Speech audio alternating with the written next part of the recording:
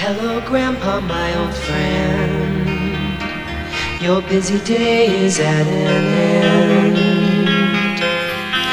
Your exploits have been sad and boring.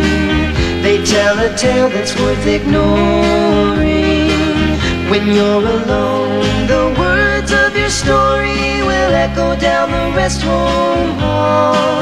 'Cause no one at all can stand the sound of Grandpa.